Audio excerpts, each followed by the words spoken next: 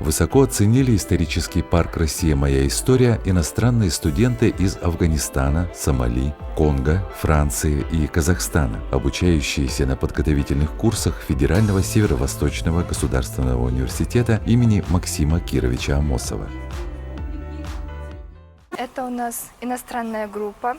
Мы сюда поступили чтобы закончить высшее образование тут, и чтобы также закончить тут и вернуться в свою страну. Тут мы впервые пришли на экскурсию, как бы узнать об этой стране, об этой культуре этой страны. Это было просто без слов, как бы не могу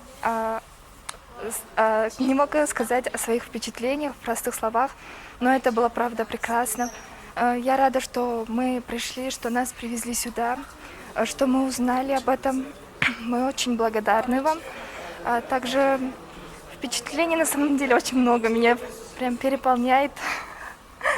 Очень много эмоций, что их не собрать. Но это было, правда, очень интересно. И спасибо, что как бы привели нас сюда.